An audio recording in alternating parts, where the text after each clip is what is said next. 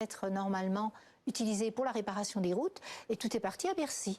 On n'en a pas vu la couleur. Et la grogne n'est pas près de s'essouffler. La ministre des Transports a d'ores et déjà annoncé une nouvelle augmentation de 6 centimes par litre dès l'an prochain.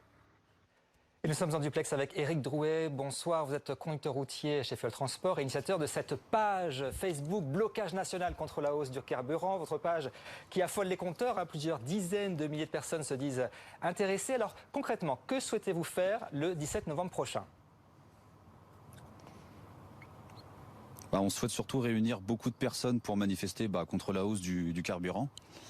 Et on ne pensait pas que ça allait prendre une ampleur comme ça. Donc on essaye de réunir le maximum de personnes pour le 17. Chaque Français, chaque foyer. Contestation pour être précis, ce sont des opérations escargots, des blocages, des filtrages. Expliquez-nous ce que vous voulez faire. En fait, nous, c'était juste un blocage sur le périphérique et en fait, toutes les villes ont repris le mouvement et il y a des fermiers, il y a des taxis, il y a des VTC, des transports routiers, des dépanneuses. Il y a tout corps d'État qui nous rejoint, les motards aussi. Tout le monde nous rejoint dans le mouvement, donc et on est très loin des chiffres annoncés sur Facebook parce que tous ne sont pas inscrits sur Facebook, donc ça va être encore plus grand que ça, oui. Et vous, en tant que salarié, vous êtes soutenu par votre entreprise car votre employeur va faciliter votre emploi du temps pour cette mobilisation ?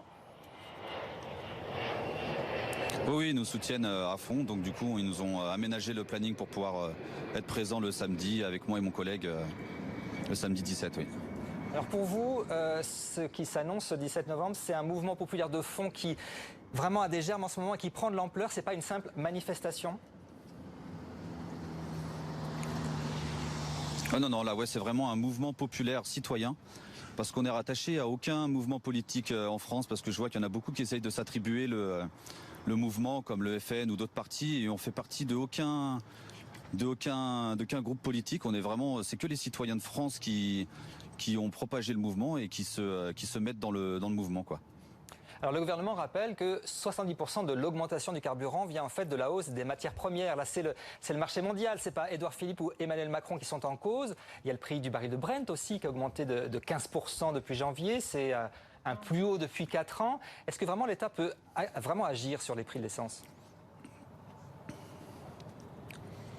Nous, en plus, en tant que, on a accès à Internet avec beaucoup de données maintenant, donc on se rend compte du prix du baril, des taxes, du raffinement, tout ça. On sait à peu près les taxes que prenne l'État sur chaque litre de carburant qu'on va acheter. Donc on se rend compte que c'est énorme et que ça pourrait largement baisser et nous faciliter la vie au quotidien, quoi.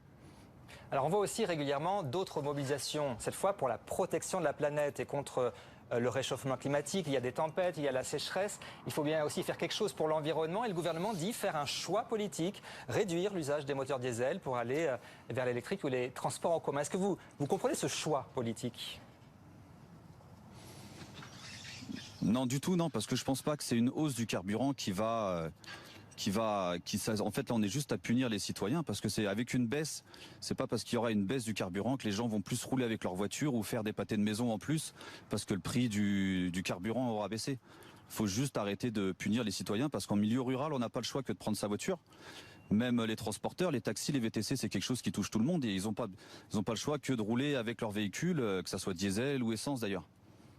Merci Éric Drouet donc, pour cet appel national à la mobilisation. Ça sera le 17 novembre prochain. Direction le Brésil à présent, Bolsonaro